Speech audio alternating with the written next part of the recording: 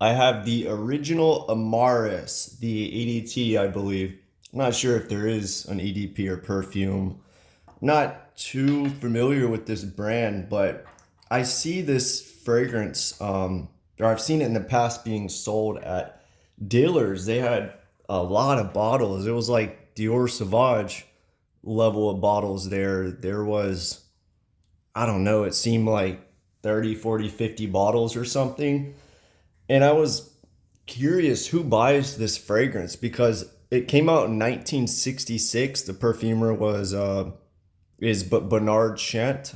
He's done stuff for Estee Lauder as well as this brand Amara's Cody. He's done a few fragrances. I think Ralph Lauren for women, an old Ralph Lauren. Um, Anyway, I bought a bottle for like 20 bucks on discounters. I think it retails for 100, and it was a birthday present for my dad. I figured he's always complaining about things sound or smell this same, and or stuff's too feminine or perfumey. So figured I'd get him an old school Chypre, and yeah, I'm not sure if he liked it. I think he might prefer like an 80s fragrance, a barber shop, or something from the 90s, Curve or something like that. But it's something different for him to add in his collection. I decanted a little bit out of it to smell it, and it opens up like a Chypre. If I had to compare it to something, I would say Diaghilev by Roja. I mean, it's not as good, obviously. They're different, but you get the idea. And on Fergranica, I've seen that comparison after I had that thought too by some people. But I mean, they're not exactly alike, but I mean, it's a Chypre. So I get leather. I get like Gastorium, like a leather, animalic leather a little bit. On the opening, I get some kind of like body odor, like cumin probably. It doesn't smell like straight cumin spice, but you kind of get that stench to it. It's not too bad, but it is there. Something green in a vintage way, oak moss probably, or some kind of synthetic oak moss that they're using nowadays. I get that. What else do I get in there? Yeah, I like a little bit of amber, some vetiver, of course, some florals, but overall, I get this like green leather with some cumin in there. Um, yeah, that's really it. It dries down to a predominantly leather scent, I would say. I kind of get the base of something like Frederick Mall's Rose and Queer in this, but without any rose. Like it smells like the base kind of like a rose leather fragrance, but without the rose. Maybe just some greenness in there. Maybe that's why I'm thinking Frederick Mall's Rose and Queer because that's like a green rose leather scent. But if you take the rose out of that, the base is kind of like this. This one's more complex, I would say, in the opening, mid, but yeah, it dries down to a decent leather scent.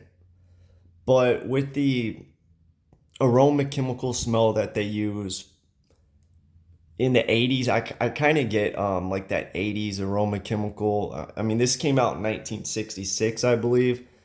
I'm guessing whatever they used around that time up until the 90s, it's in a lot of fragrances. Or whatever they replace oak moss with, I'm getting maybe the fragrances around that time. That's what I'm getting. But it's kind of how you get this base aroma chemical today of ambroxan or amberwoods. I kind of get that with designers of the past um, as well. I think whatever sold well, a lot of designers copied and changed top notes or whatever, the same as they do today, I would think.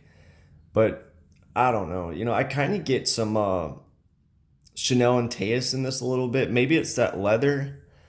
But overall, I feel like for me personally, I the opening is a little challenging, but I mean it's not or off-putting. I think it might be the cumin, but for me it's just slightly too much, slightly headache inducing, I would say.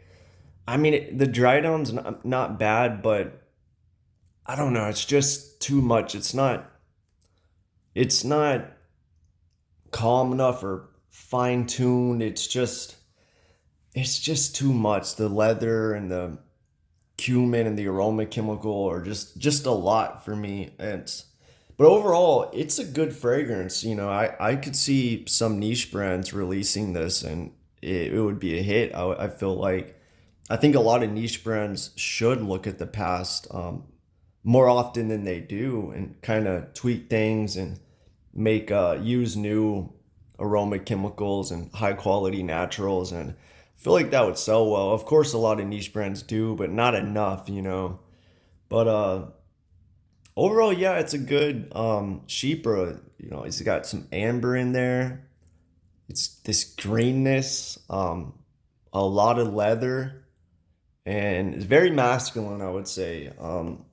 People can wear whatever they want, of course, but um, yeah, I think the leather makes it kind of masculine in today's societies, how they view masculine, I would say. Um, the animalic aspect, I really only get that for the first 5 or 10 minutes, and to me, it is a Gastorian, but it's not turned up too much. It's balanced well. It's not like something. Well, if you smelled a leather fragrance with an animalic Gastorium, where it's just chemical, like cleaner and loud. I don't get that with this. It's balanced nicely. But I'm curious who buys this, because I don't hear anybody talking about it. And I see a lot of bottles at Dillard's. Macy's even has it in stock online. I don't know if I've seen it in Macy's, but yeah, maybe it was so popular in the late 60s, 70s, and maybe even 80s. People that wore it back then still wear it. That would be interesting to talk to somebody that's worn a fragrance their whole life, that's older, and to see if they notice any changes.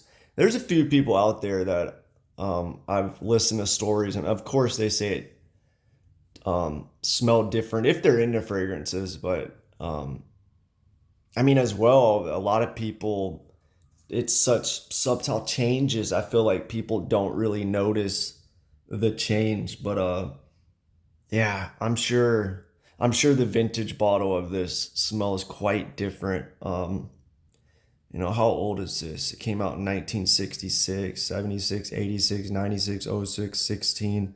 Almost what, 60 years old. So this fragrance has it's been a while around for a while, and it's still in department stores. I don't know many fragrances that came out before this that are still being sold in department stores. There's not many. Anyway, if you like Amaris, let me know what you think. I feel like a lot of people might like this one.